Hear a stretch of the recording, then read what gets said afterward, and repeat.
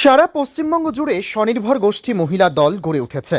এই দলেদের স্বনির্ভর করতে পশ্চিমবঙ্গ সরকার নানান উদ্যোগ গ্রহণ করেছেন।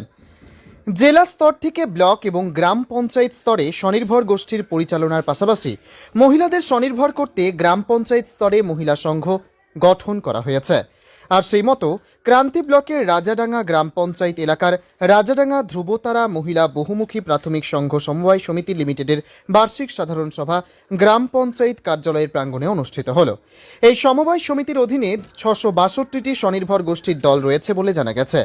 এদিনের সভায় পশ্চিমবঙ্গ অনগ্রসর কল্যাণ দপ্তরের মন্ত্রী বুলুচিক বরাইক, পঞ্চায়েত সমিতির সভাপতি পঞ্চানন রায়, বিশিষ্ট সমাজসেবী মহাদেব রায়, রাজাডাঙ্গা গ্রাম পঞ্চায়েতের উপপ্রধান মিন্টু রায়, পঞ্চায়েত সদস্য রামিজুল আলম, নিখিল রায়, সমিতির সদস্যা অপূর্ণা পারভিন প্রমুখ উপস্থিত ছিলেন। সংঘের সভানেত্রী প্রভাতী রায় স্বাগত ভাষণের মাধ্যমে সভার কাজ শুরু হয়। সংঘের বার্ষিক রিপোর্ট পেশ করেন সংঘের সম্পাদিকা রেজিনা বেগম। সেই রিপোর্টের ওপর স্বনির্ভর গোষ্ঠীর মহিলারা সেই বিষয়ে পর্যালোচনা করেন। স্বনির্ভর গোষ্ঠীর মহিলারা বিভিন্ন বিষয়ে জিজ্ঞাসা করলে সংঘের সম্পাদিকা রেজিনা বেগম তার উত্তর দেন।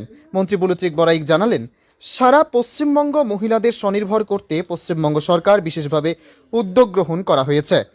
স্বনির্ভর গোষ্ঠীর মহিলাদের মিড ডে মিলের রান্না থেকে শুরু করে স্কুলের ছাত্রছাত্রীদের পোশাক প্রদান সহ আর অন্যান্য কাজে স্বনির্ভর গোষ্ঠীর মহিলাদের নিয়োগ করা হচ্ছে। তার জন্য আজকে মহিলারা অনেকে স্বনির্ভর হতে পেরেছেন। এদিনের এই সভায় বিভিন্ন স্বনির্ভর গোষ্ঠীর মহিলাদের উপস্থিতি ছিল চোখে পড়ার মতো। ভালোভাবে খুব সুন্দরভাবে তারা কাজ করছে, সংঘ অনেক বাড়িয়েছে, আরও নিশ্চয়ই আমরা আশা করবো যাতে আগামী দিন আরও বেশি করে সংঘ আরও বাড়বে।